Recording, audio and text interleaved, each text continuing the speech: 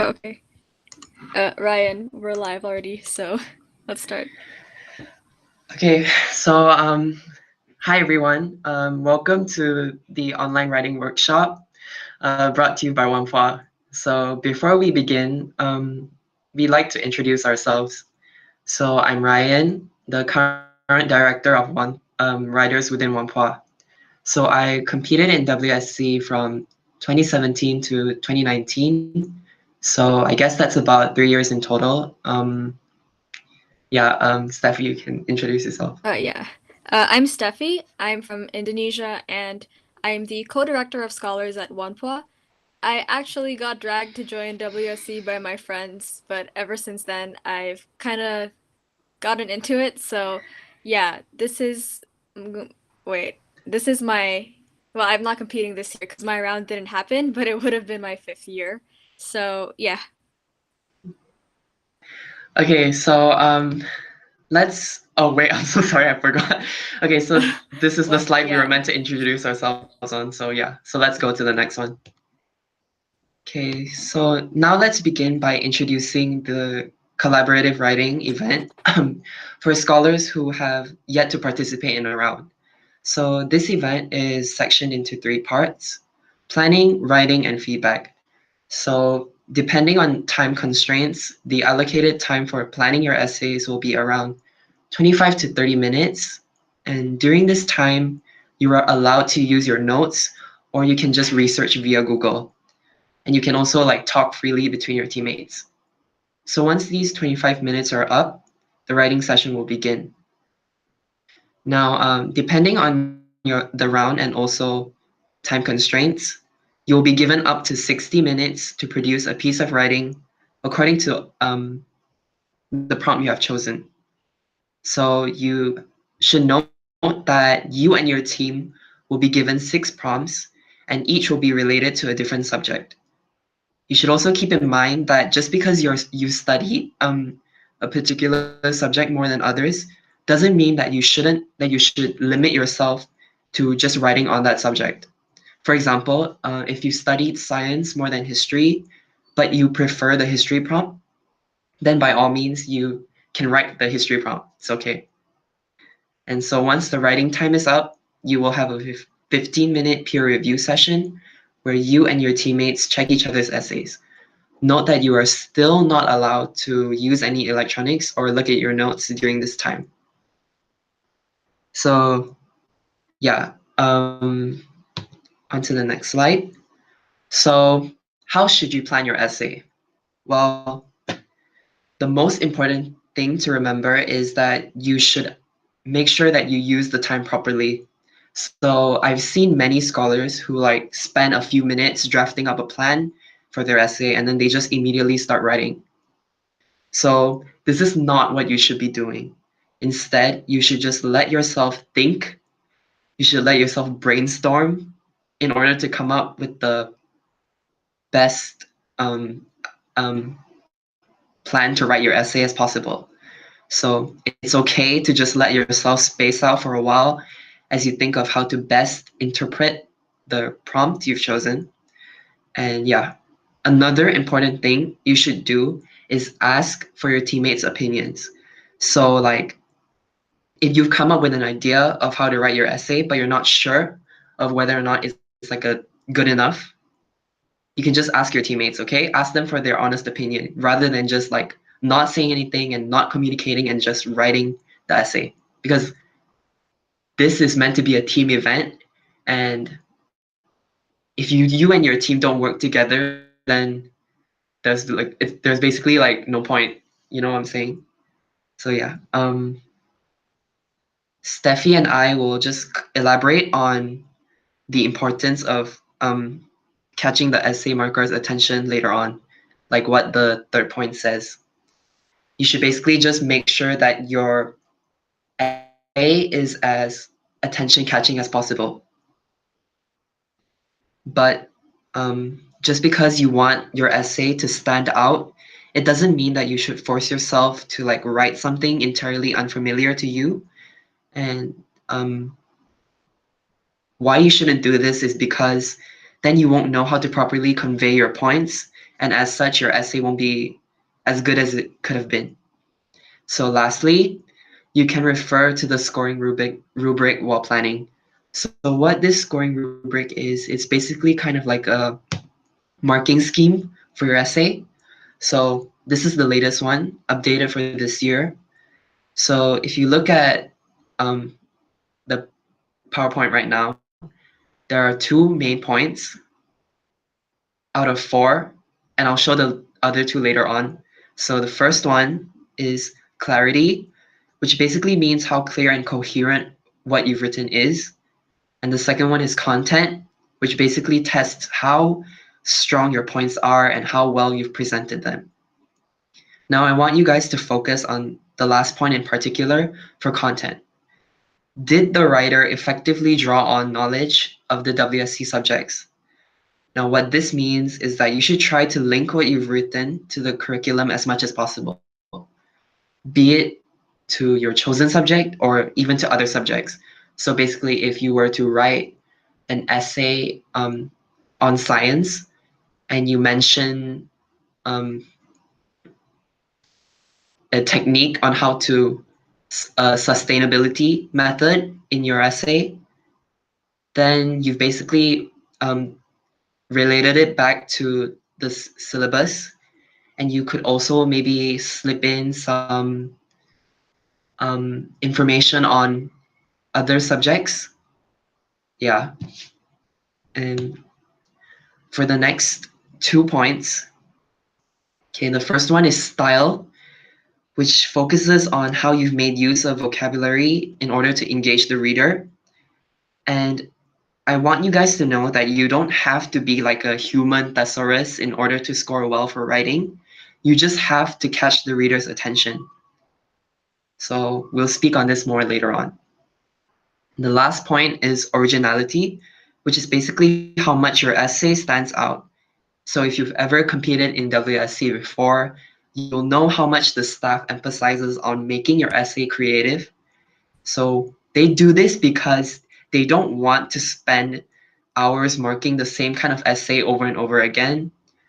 And yeah, on to the next slide. So the WSC staff checks thousands of essays until way past midnight, like what I just said. How do I make sure that mine stands out? Well, okay, what you do is you have to like try your best to the wake the reader up in some way with your essay. So like um wait, I'll get back to this later on with the third point. Now I'll just continue on with the next point, which is clarity over complexity. So what this means is that you shouldn't try like write your essay trying to impress the reader with your amazing dictionary vocabulary or whatever, but you should write your essay on like with in mind, keeping in mind that you're making it as clear and understandable for the reader as possible. So complex vocabulary should not be your priority. Okay, so now look at the next point. Write with emotion and write with passion.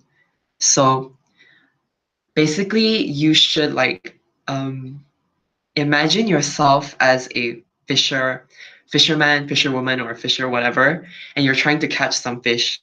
Okay, so the bait you're gonna use to catch the fish is emotion. Okay, you have to like essentially let your emotions spill out onto the paper, whether it's happiness, sadness, anger, or whatever emotion. Okay, I cannot stress enough how important it is that your essay isn't just like a lifeless piece of text, because your reader's attention span isn't that good, and they will just end up their mind will just end up drifting away. Okay, you have to catch the fish and you have to reel it in, and you can't just let the fish go once you've caught it. Okay, so yeah, that's what the example I've thought of. Now on to the last point. Brevity is the soul of wit. So this is a quote from William Shakespeare, and what it means is basically keeping what you've written short and simple basically means that you know what you're doing, okay? You shouldn't try to appear smart just by using the most complex vocabulary as possible, because then, like what I said earlier, the essay marker's attention will just drift off into like God knows where, and then your essay will just become like another another boring piece of text which they had to like waste their time on. Yeah. Okay, so if you're what you've thought of, an idea you've thought of, or a whatever, if it isn't necessary, you shouldn't write it. Not you shouldn't, but shouldn't try to write it, okay? So you shouldn't care about how long or how detailed your essay is, okay? Most essay markers, because they actually have to like mark so many essays over like such a long period of time, they'll probably spend about a minute, maybe even less, marking your essay, okay? So if you've written like 5 pages of like arguments with super complex sentences, as opposed to writing maybe 2 or 3 pages of engaging, easy to understand yet detailed like knowledge, obviously the marker is going to pay more attention to the second one, and as a result, that easy to understand essay will get the higher mark. Okay. On to the next slide. So now ending your essay, okay? You have to make sure that your conclusion is as powerful and attention grabbing as possible, okay? It's basically like running a race, and you know how at the beginning and like in the middle of the race you don't really use all your energy, but during the last stretch you have to, like, your coach will tell you to just sprint as fast as you can in order to finish off as strong as possible. Yeah, that's basically the conclusion of your essay. It's basically the final attempt to grab the reader's attention and leave them with like a really strong impression of your essay. You basically have to leave them like, wow, I want to read that again, and I need some time to recover from that because that was a really, really good conclusion. So again, focus more on getting your point across rather than using big words, okay? It doesn't matter if your English isn't that fluent, okay? What matters more is you use your emotion and you use your feeling, okay, to just like like get the reader's attention, okay? Because the more you focus on making your essay as long as possible or as complex as possible, you're basically making the reader read like a textbook passage or like a um something really boring, okay, and they wouldn't like that. Yeah. So on to the next slide. Now I'll pass over to Steffi. Okay. Yeah, so I'll be doing an essay analysis of my own essay, which I know sounds a bit weird, but I think this was my best essay from my WSC run because I have had essays that flop, but I got pretty lucky with this one. It won me third place in Beijing, so hopefully, though not perfect, you guys could maybe pick up a few things or even realize mistakes I made that could be improved on. So, next slide, Ryan.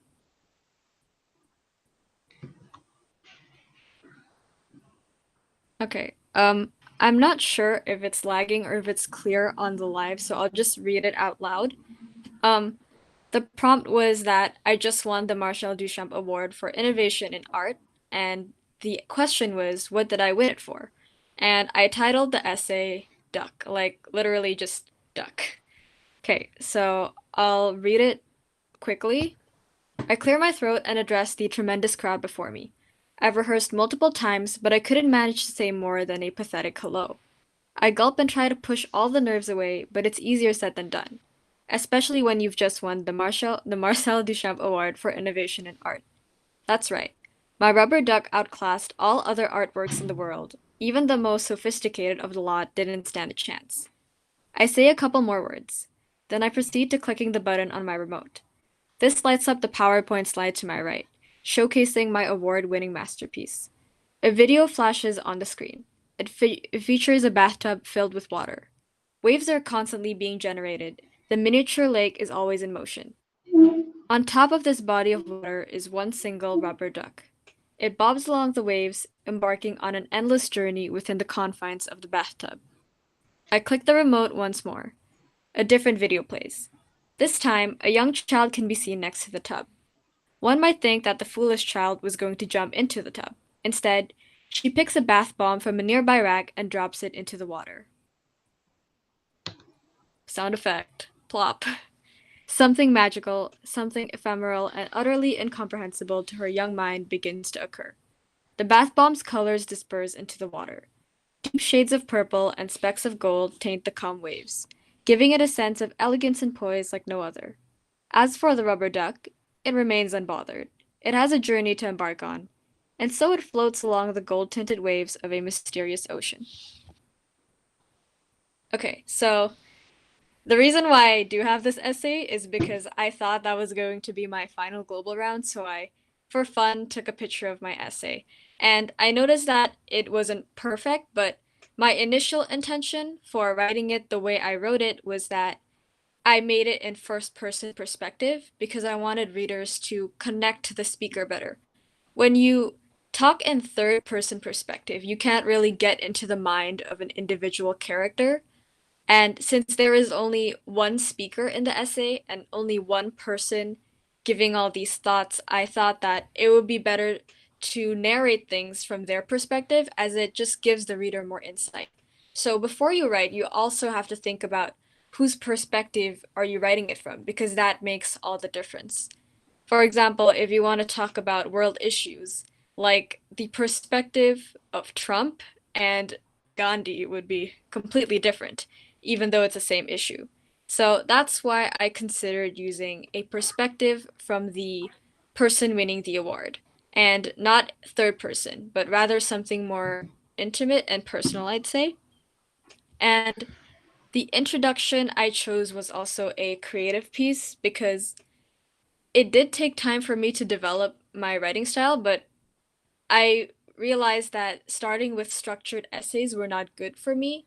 So usually I would start with something creative and then end with another creative story, but I would try to sort of sandwich a short structured essay in the middle because I use the creative parts to grab the attention of the readers, while the structured essay is better to give out points because with structure it's easier for you to understand. So that's what I did with my writing and that's what I did here.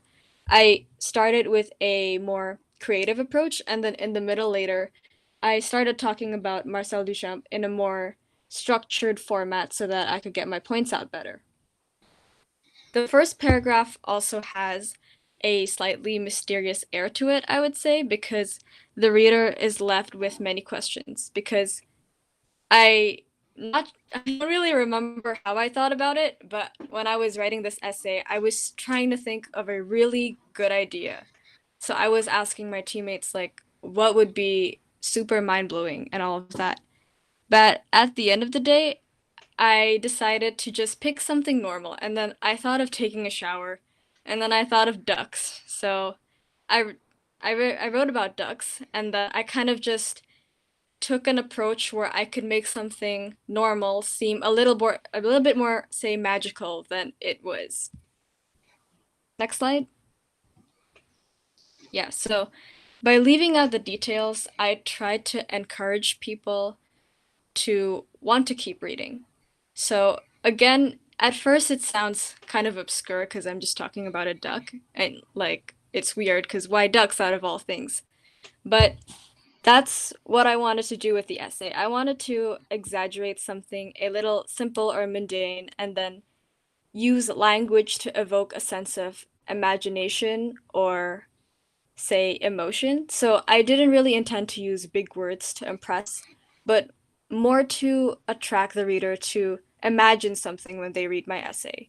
So, yeah, like you don't have to get something too complicated as long as you make it sound grand, bougie, and you just have to elevate it. And once you can do that, it doesn't really matter what you're writing about because it's not really what you want to write about, but also how you're going to write it. So, as Ryan said, if you use too many big words, it might actually cloud the clarity of the essay. Or if you write something that's too conventional, it might look like any other essay written by scholars who decided to play it safe. So, it is about what you choose to write, but it is also about how you choose to write it. Next slide.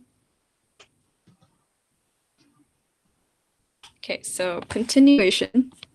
As I continue my speech, I am reminded of earlier days. Suddenly, I remember the day I came up with the idea for a duck. WSC's 2019 curriculum has taught us about the Archimedes death ray.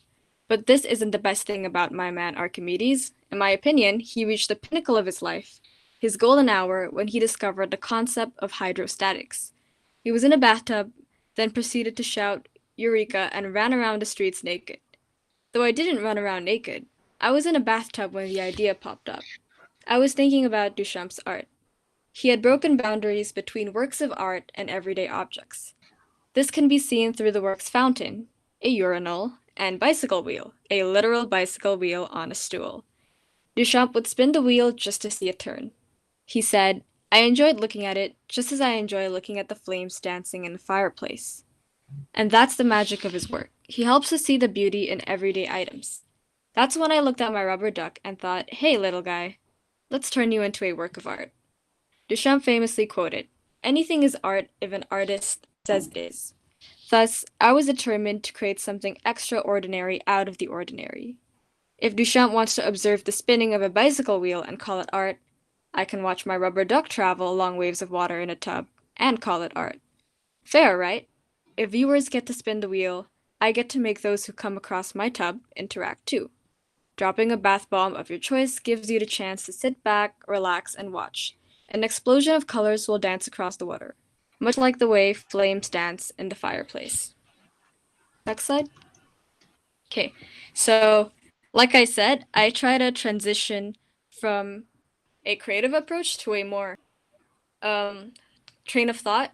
So that's why I straight up said in WSC's curriculum. So it was an explicit reference because when you're doing the World Scholars Cup, especially in large global rounds, you can't be assured that the volunteers checking your paper will actually know every bit of the curriculum. So sometimes you feel like making subtle references are good, but if you want to make a major reference, sometimes you can explicitly say that, hey, I want to link this to the WSC curriculum. So actually, this is something I learned that I want to relate to my essay. So after that, I discuss the author's work, and this helps to make uninformed readers understand why exactly the duck has relevance to Marcel Duchamp's essential art style and way of thinking. So, kind of like the more you read, the clearer things become for you as a reader. And also, I think that quotes are good. They're effective because it's not you who said it, it's like the actual person who said it. Like, rather than describing someone as this, if you say something that came out of their mouth, then, like, it's undeniable proof of what they're like. So, if the artist says that anything is art, if an artist says it is, then it came from him, and there's undeniable proof that, yes, he believes even everyday objects can be turned into works of art if you can see it as something more than it already is. All right, next slide. Okay, so this is the last part of my essay. Art is freedom. It is bending the lines when most people see a straight one. It is adopting a perspective that allows for a true expression of the soul. And who says you need all kinds of expensive paints to do that? Marcel Duchamp saw the beauty in everyday objects. He saw what many others fail to see. After all, art can be as simple as a rubber duck making its way through an ever-changing sea of colors. Everyday items all have a hidden magic to them. According to Confucius, everything has beauty, but not everyone sees it. Duchamp didn't need to see an expensive Renaissance masterpiece to appreciate art.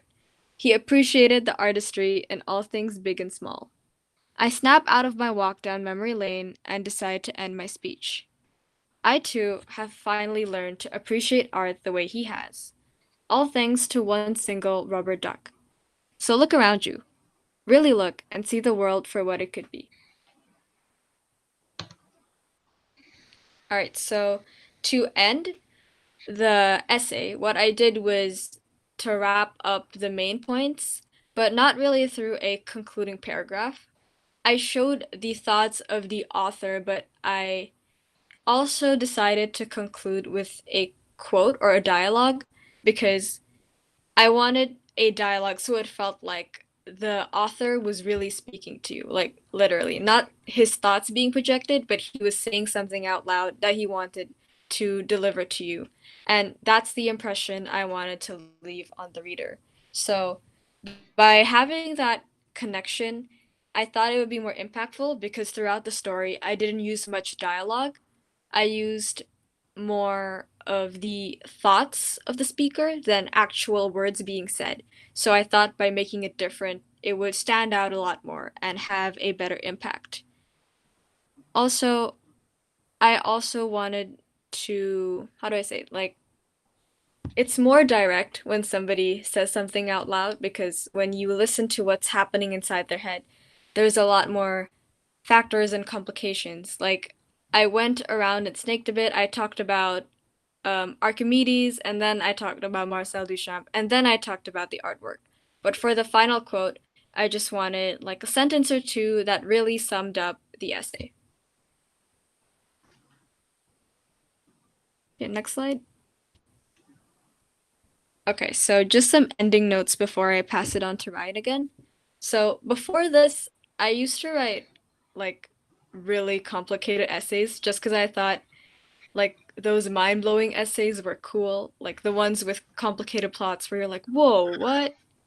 But this writing style wasn't always the best. So it helped me showcase my knowledge of the curriculum because I try to include a lot of elements, but it was also problematic in a few ways.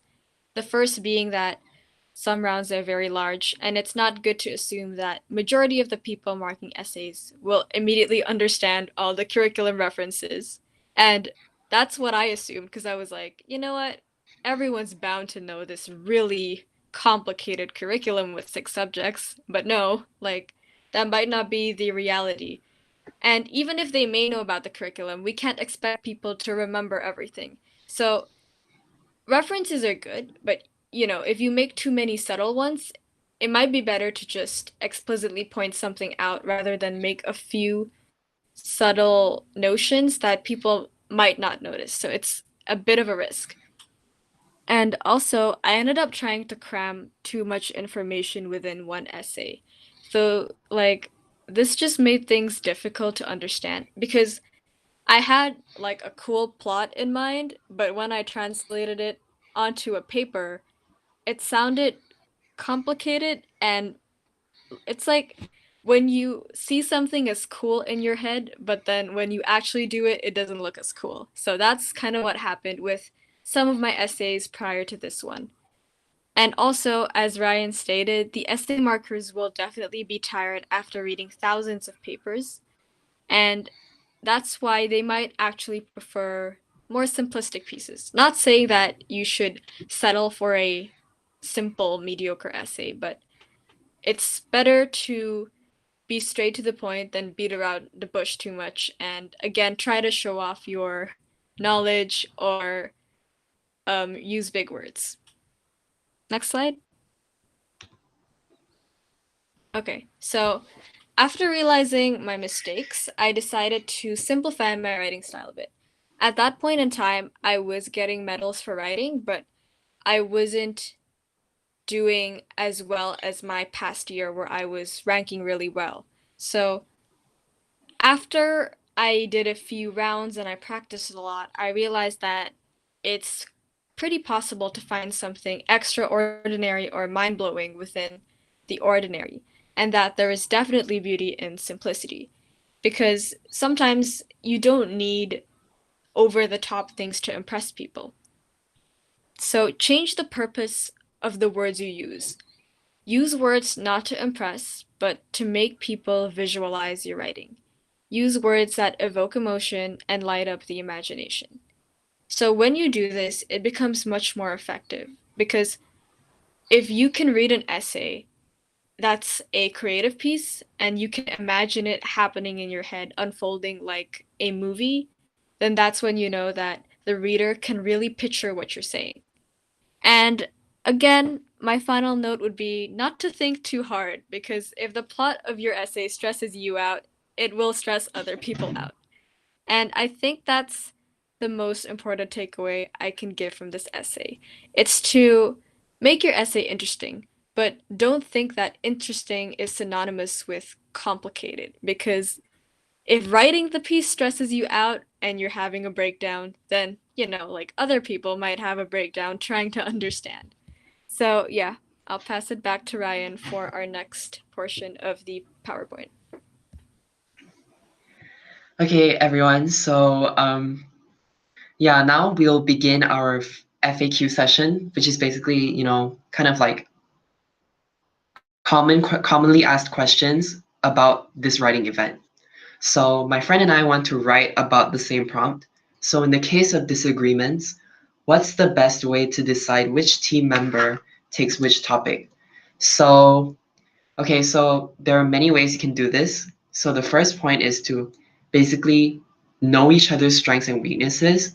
So for example, if your friend is more knowledgeable or is more passionate about art and music, the prompt for art and music, um, compared to you, you should probably let them write it. It's better to let them write it because if they know more about a particular subject or they are more passionate about it, they are likely to write a more effective essay. Okay?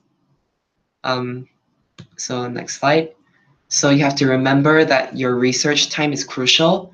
So if you can't really decide on like who takes which topic, at least try to narrow it down to three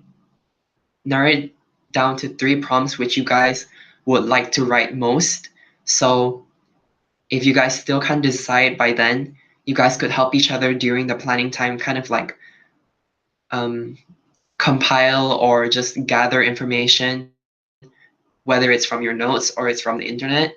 So after the planning time is up, you guys just see who has the best take, the best like interpretation of the prompt, and just decide from there. So on to the next one. I'll pass this to Steffi. All right, so the next question that's often asked is, if the prompt asks me to pick a side, how do I know whether it's better to write for or against the prompt? So there are many ways that you could go about this. The first option being to defend the more controversial side, sorry, as doing so could make your writing more interesting. So sometimes WSC gives prompts where choosing one side of the argument is considered controversial or perhaps not the safe route. But if you feel like you want to write an interesting essay, an eye-catching essay, then you could go for that side. However, don't go for it without knowing what to write about. So if you're planning to write about something that isn't very well supported or perhaps an idea that's a bit new, then make sure you already have some content down pat to defend your points. The second option would be to pick the side you personally believe in. So let's say the prompt is chairs are good. So if you personally believe that chairs are good, then you would definitely be more motivated to support the chairs and write for. But you have to ensure that you consider your own biases and preconceptions. So let's say you're already biased towards one side of the prompt and you're really passionate about it, so you choose to write. You can do that, though it's important to make sure that what you're writing on the paper isn't biased. Like, it can't be based on just your feelings. You have to back it up with a solid argument, or you could use hard evidence like statistics. Next slide. All right. So the third and fourth options. The third one is to defend a side that allows you to make connections with the curriculum. This showcases that you've done your studying, have the ability to think critically, and connect the dots. So, as Ryan said, it's great, and it also helps you with the scoring rubric when you're able to show that you have a mastery of the curriculum. And not that you know the facts, but you also know how to connect the facts. And that's when they know that you've really looked at the topics, not just on a surface level, but on a deeper level, and you have an understanding. So, by connecting the dots, you do show that you have read the curriculum provided by WSC. And that's why, if you want to create a piece that links various subject matters, you could go for the side that allows you to make those connections. The fourth and final option is to make things easy for yourself and go with the option that you feel is easiest to defend. This usually comes as instinct. Like when you see a prompt, your instinct usually tells you which side is easier to defend in your case. So if you'd like to do that, that's possible. However, you should know that if one side is clearly easier to write about, many people might do the same. So when you choose to play it safe, be creative. Don't write a structured essay without any surprising facts or something wow. If you're going to play it safe, that's completely fine, but pick a safe side and at least present your essay creatively so that it still remains eye-catching. All right, back to Ryan for the next question. Okay, so what should I do during the last 15 minutes? So first and most importantly, if you haven't yet, you can use some time to finish your essay or basically just finish as much as possible before offering feedback for your teammates' essays. So if your other two teammates are already finished and they're waiting for you, you can ask them to just give feedback for their essays like to each other first before you finish. And next, if you are still not done with your essay, you shouldn't try to in 15 minutes just try to revamp your entire essay or just try to change the entire plot of your essay or whatever you write, but you should instead focus on how can I make this essay that I've written more powerful and more attention grabbing and in line with the scoring rubric.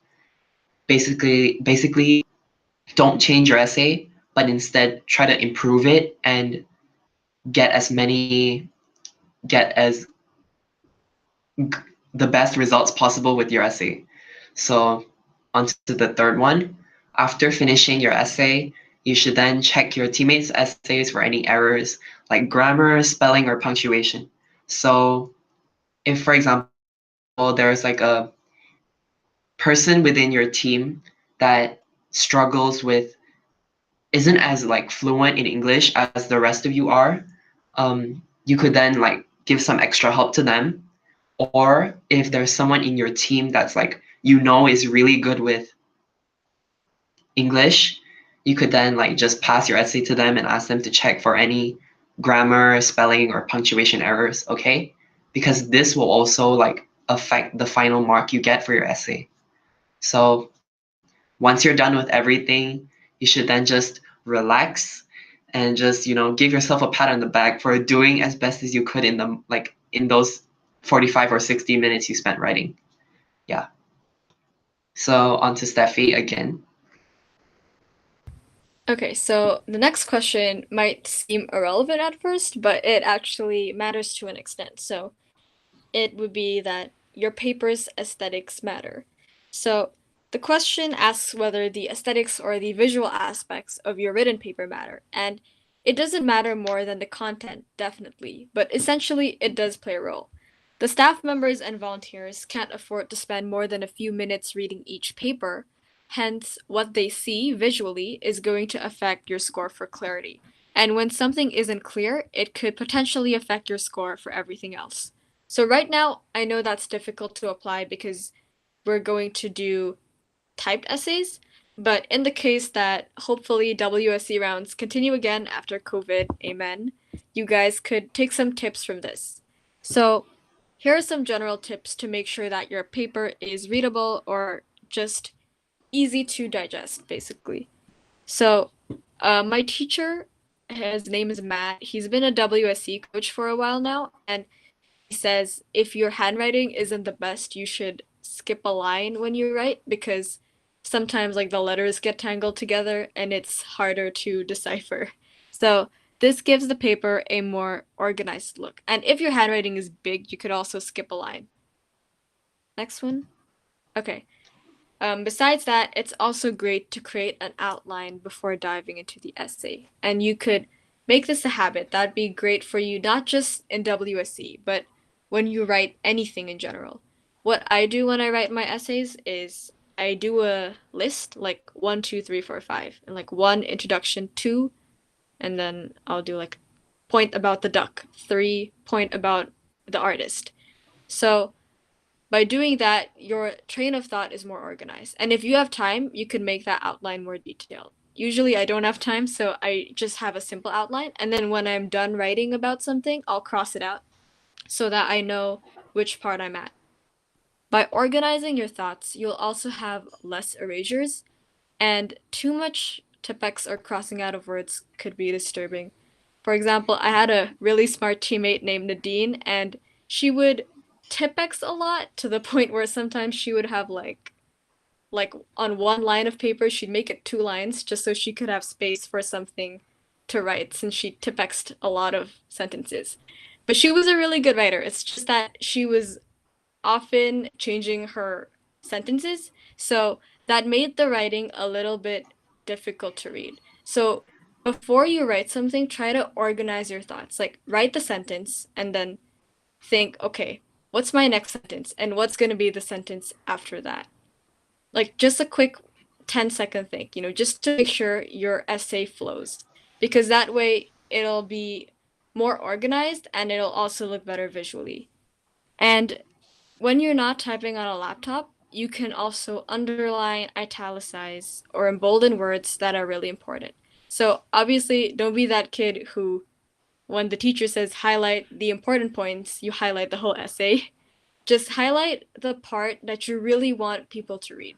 Because if they see a little section in, say, underline, then maybe they'll realize it's important and it plays a key role to your essay. Okay, so I'll be talking about the last FAQ. So, how can I best develop my own unique writing style? So, obviously, the best way to do this is through practice. I know, like, all your teachers or whatever have been saying this for like the longest time, so it may like sound annoying or whatever, but it's true. The best way to like, develop your own voice when you write is by writing a lot, okay? So the more you write, the more you'll know what works or doesn't work for you. So for example, I started off as like a mediocre writer.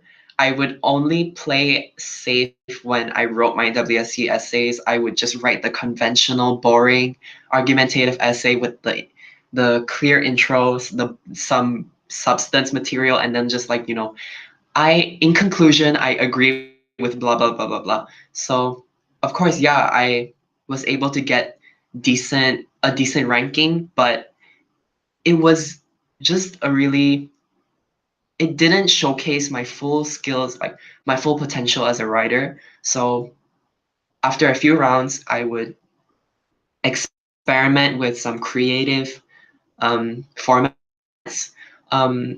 For some rounds, I wouldn't place that well, but for other rounds, I would place really well. And yeah, it's kind of like after a while, you'll just know what works for you and what doesn't work for you. Okay, it's different for everyone.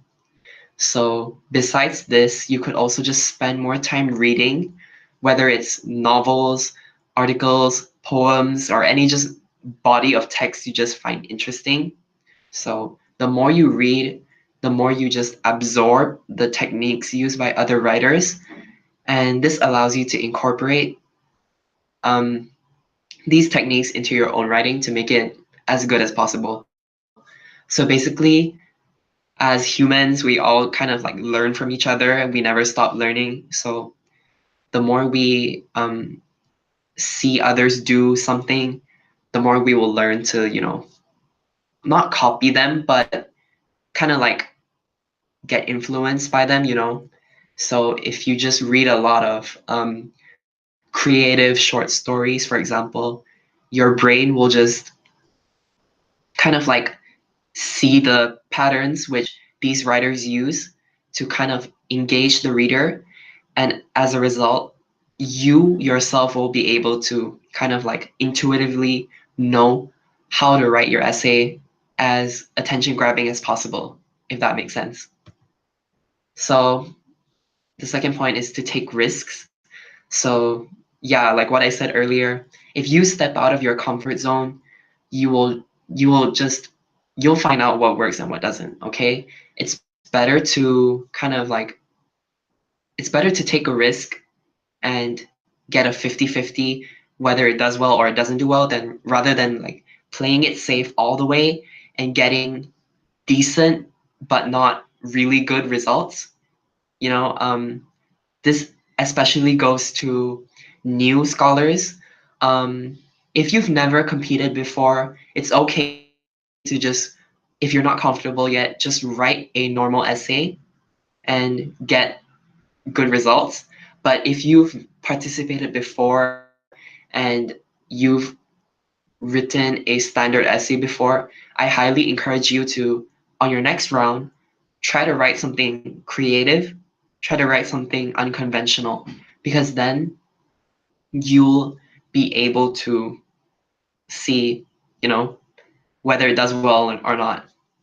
So, lastly, don't be afraid of not scoring well, because in the end, WSC is basically a place for you to learn and a place for you to make mistakes, okay? You can't just pressure yourself into writing your essay with the thought of I must do well for this, I must do well for this. Like I have to like write everything in accordance with the scoring rubric or whatever because I want to get as good results as possible because that will just kind of like narrow down like kind of like narrow your perspective, like preventing it from broadening and like seeing the prompt in a more creative manner. So if you take a risk during regionals and it pays off, you could recycle a similar strategy for globals. But if you're scared of the marker not liking or understanding your essay, that's also totally fine. Um, yeah, it's true because it actually depends on your marker in the end. It all comes down to what your marker thinks of your essay.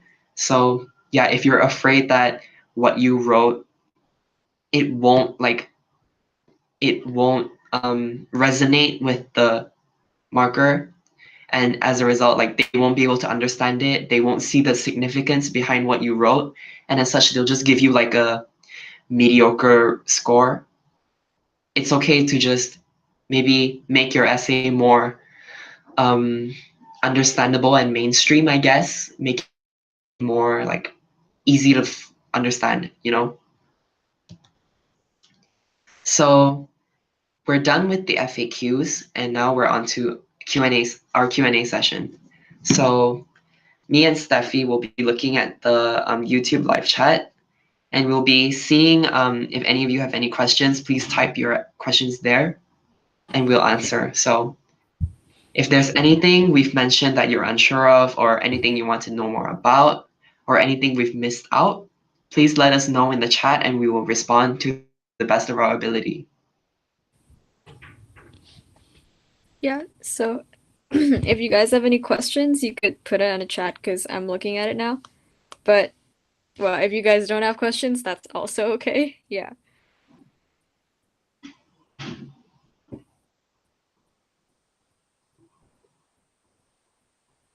Oh, Elaine's also helping answer some questions. Mm.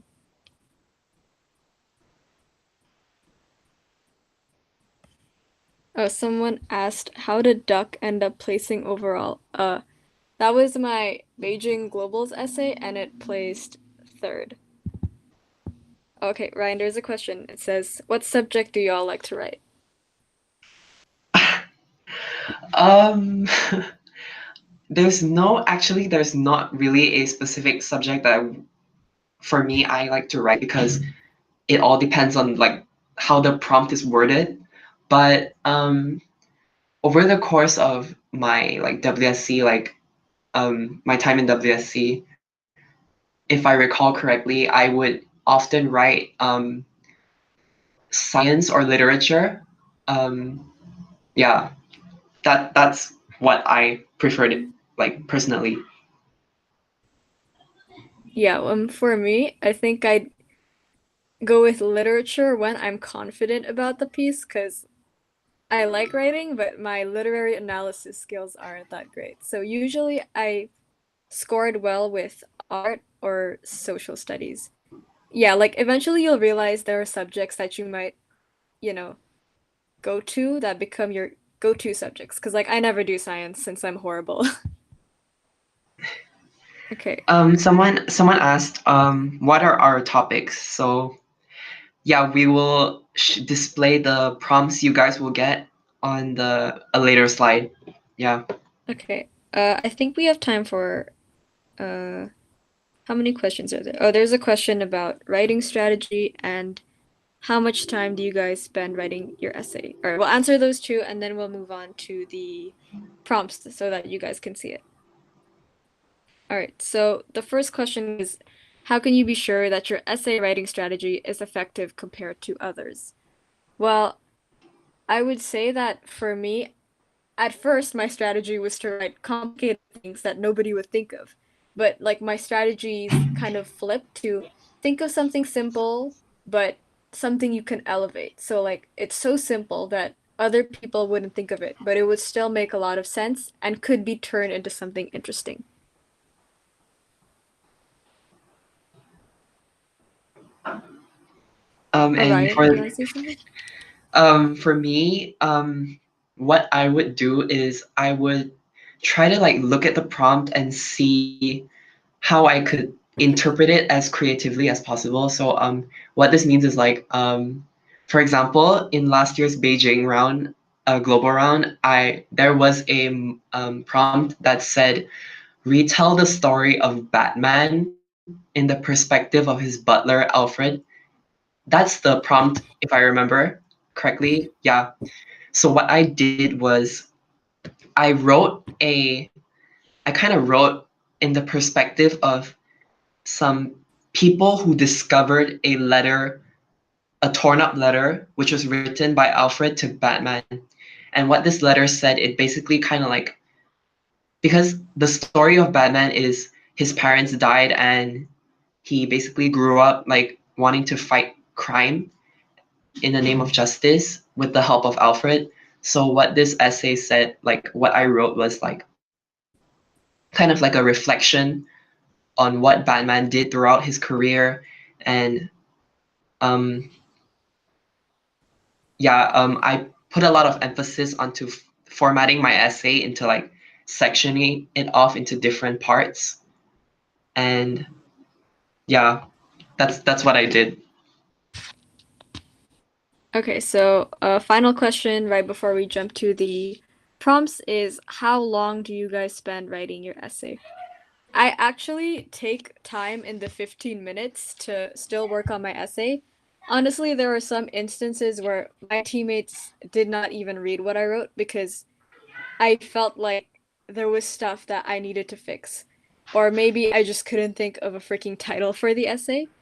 But yeah, that's one thing I usually do at the end. I think of the title towards the end because I need to find something that really encapsulates the essay, and it usually doesn't come until I've written the content itself.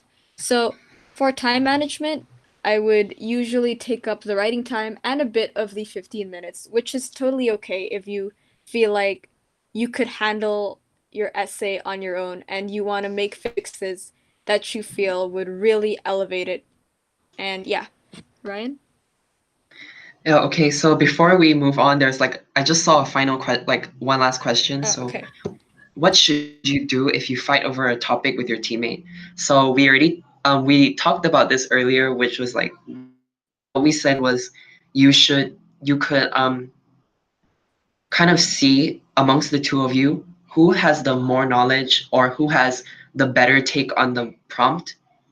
And from there, if for example your teammate has the better take or has more knowledge, then it's better to give the prompt to them rather than like hogging it for yourself. And even though you are not as knowledgeable on it, or your like v- view on it isn't as creative or whatever. So yeah.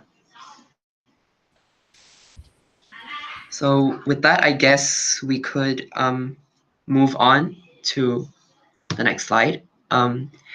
Yeah, in a bit, we'll be displaying the prompts on the screen, and you guys can start writing your essays.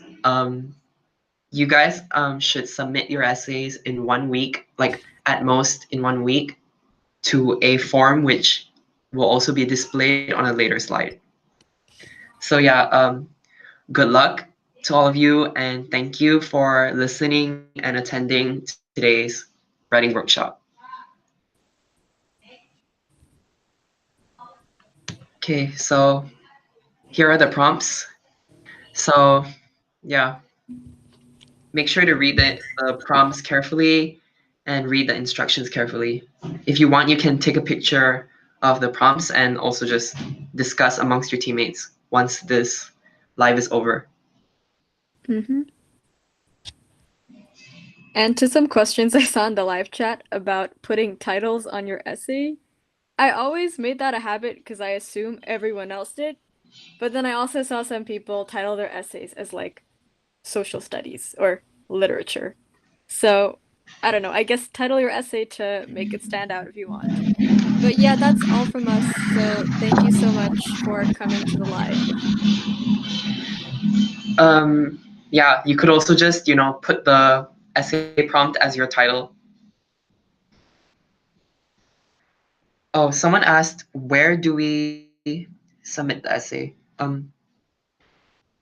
Oh, um, oh, some people are saying it's a bit blurry. Oh shit, what do I do? Hold on, what do we do? I don't know. Can we zoom? I don't know actually. We're very bad with technology. Sorry, guys. Yeah, can you zoom? Oh shit, I don't know. Uh, Or, uh, hold on.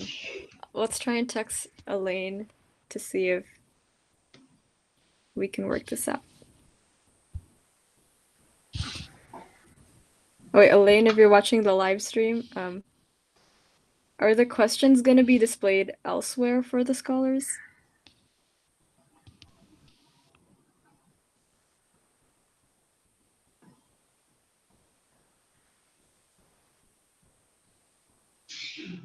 Oh, Ryan, should we just read them out? okay, I feel like we should read them out, and then Yeah. later I think I'll type the essay prompts onto the chat. I think. Oh, hold I don't on. know. Wait, Elaine is messaging me. Just read it out for the people who are still on the live stream for now. Okay, so there are two separate like set of prompts for junior and senior divisions. So for junior, okay, so for the science and technology prompt, the prompt is, what would a perfect Earth look like to you? And for history, you are asked to succeed the most unpopular leader in history. Do you accept the job? And for art and music, works of art should be restored as they begin to decay. For social studies, Companies should be required to advertise the expected durability of their products. For special area, some mistakes are inevitable.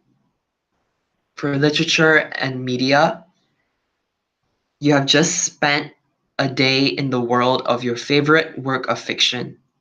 Recount the experience. Okay, so now I'll move on to senior division. So for science and technology, you are the first human on Kepler 186f. Detail your experiences in a journal you have brought along for the journey. For history, some shoes are best left unfilled. For art and music, what is one song you would want reworked and re-recorded? Why and by whom? For social studies, you are tasked with writing a law that would ban anything you deem cringy from your country. What do you ban and why? For a special area, how do our mistakes and failures change us? For literature and media, imagine you are Rupi Kaur. Write to Naomi Shihab Nye in response to her poem Burning the Old Year. Okay, so I've read out all the prompts. Should we still type them out? Wait, Elaine, can you put the form link in the chat right now? Because it's not on our. Do we have a next slide, Ryan? Yeah, Oh, is it the link? yeah. Okay, great. All right, yeah, so well, it's not the link itself, but yeah, you could submit your essay to that form. And we will close the forms on June 28th at 12 a.m. GMT plus 0. So keep the time zone in mind, and besides that, you guys have quite some time to write the essay.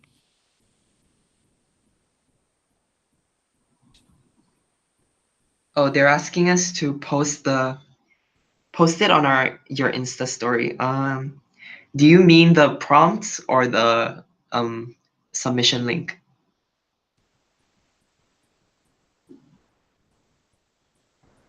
Oh yeah, I guess we could ask Charmaine and the team to put it on the OnePwaa Instagram, maybe like a link or whatever could help. But yeah, we could try to get that up for you guys. I I think the topics will also be on the forms, so then you guys can reread it. Okay, they're asking us to post the topic, so we'll ask for the prompts to be posted on our Instagram story so you guys can refer to them there. But like Elaine is saying, the Google Forms already has the prompts, so I don't know. Should I go back to the previous slide?